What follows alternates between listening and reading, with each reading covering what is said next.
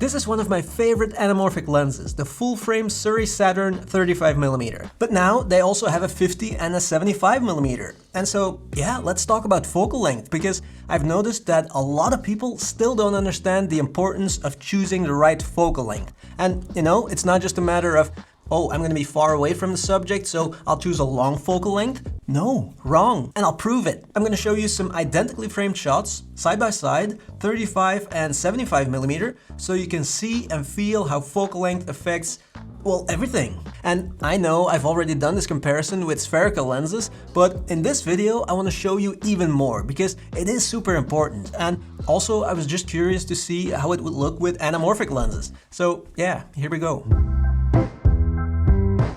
But first, real quick, what is this Sirui Saturn series all about? And if you want to see everything more in detail, then check out my video on the Sirui Saturn 35mm. I'll link it in the description. But yeah, so a few of the key features of these lenses are, first of all, they're full frame. I'm using them on my Sony a7S III, but they also have RF mount, L, Z, pretty much every existing mount, I think. Now, of course, a full-frame anamorphic lens is not so special, right? But these are a lot smaller and lighter compared to other anamorphic lenses. And so they're ideal for small filmmakers and content creators.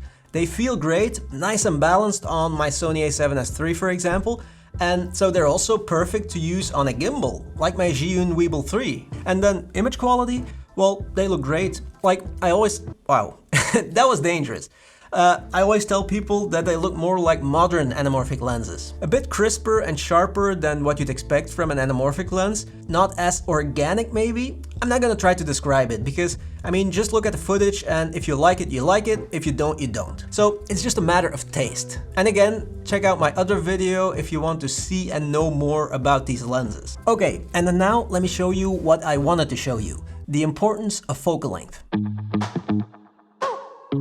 Okay, so I don't know why, but some people, oh man, when I first made a video about this topic 2 years ago, I think, there was this one guy and even after watching the video, he was like, oh, do you even know what you're talking about? You're comparing apples to oranges. They have totally different use cases. If I use a wide focal length, I will have a wide shot. And if I then switch to a long focal length, I will have a close-up. No, dumbass! Because you know what? We humans have something called feet. And so if I move away from the subject, I can get the same frame with a long focal length. Does that compute in here? I'm heating up here. Whew. And that's the whole point. That's the whole point of this video also. Identically framed shots will look and feel completely different depending on the focal length you use. Because focal length affects everything. Look at this shot. This is a static shot with the 35mm.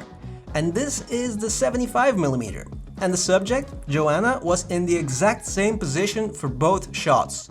And I wasn't, of course, but look at this tree here in the 35mm shot. And then in the 75mm shot, this is the same tree. And it's not just the amount of background blur that's causing that different look, no, because that's also something I sometimes hear. Just use a wider aperture with the long focal length and it will look the same. No, because you can't change the perspective with aperture. Here's the same shot again, but now I try to match the background blur, so the aperture is different now. And the framing of the subject is still the same, of course, but everything else still looks different, completely different. And if you're really paying attention, you should also see that what the subject looks like also changes when the perspective changes. Some distortion happens. And so it's not just that the 35mm gives you a wider image left and right. No, using a different focal length and changing the distance to the subject will change the perspective and how the background behaves in relation to the subject. With a long focal length, it looks like the background gets pulled closer to the subject. See? Let's switch back and forth between these two and pay attention to the background. See how it looks and feels completely different, even though the subject is framed exactly the same. And so focal length is super important for storytelling, in videography, but also in photography. Sometimes I hear beginners who want to do some photojournalism say, oh, I don't like to go too close to people, so I just use a telephoto lens to get the same photo. But no, it does not look the same. Not at all. It doesn't look the same, it doesn't feel the same. If you use a wide focal length and you go close to your subject, You can feel the action through the photo. And if you use a long focal length and you take the photo from far away, you can see it because your photo will look, yeah, I don't know, more voyeuristic maybe? And a trained eye can spot the difference right away. But then, you know, in portrait photography, photographers often prefer a long focal length because it looks nicer. So it's not that one is better than the other. And these differences are even more present and noticeable when there's movement, camera movement. That's when, well, I'm just gonna show you. Here are some simple shots. Here's a follow shot with a 35mm. And this is the same shot, so the subject is framed exactly the same, but with the 75mm. See how in the 35mm shot, it looks like everything is moving faster? Look at the corners and the edges of the frame. There's a lot more movement in the shot, it looks more dynamic. And with the 75mm, a lot of that movement disappears. The background also looks closer and it looks more intimate maybe, and slower. But in both shots, we were walking at exactly the same pace. Here's a few other shots to compare. So 35mm, lots of movement, dynamic.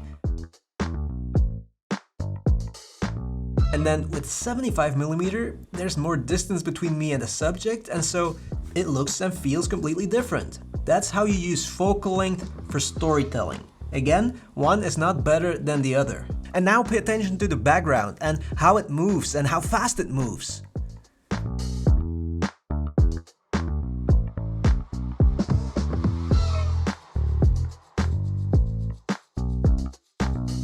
And here, pay attention to the tree that's gonna pass by through the frame. Fast in the 75mm shot and slower in the 35mm shot.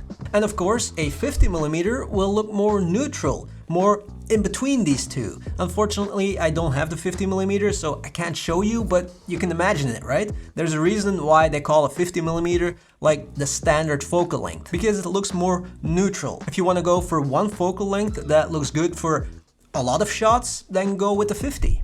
But bottom line is that a long focal length is not just for close-ups or to bring the subject closer. No. A lot of Hollywood filmmakers love using long focal lengths for wider shots because it looks and feels different. They can use it as a tool for storytelling. And so that's what I wanted to show you. Focal length matters a lot. And that's why, ideally, of course, you should get the whole set. The 35, the 50, and the 75. But I know that's not possible for a lot of you, so yeah, sometimes you're gonna have to make a decision and go for one. But, you know, remember, it's important which one. Okay, that's it, because wow, I didn't think this was gonna turn into a rant, but it did. Anyway, thank you so much for watching and see you in the next one.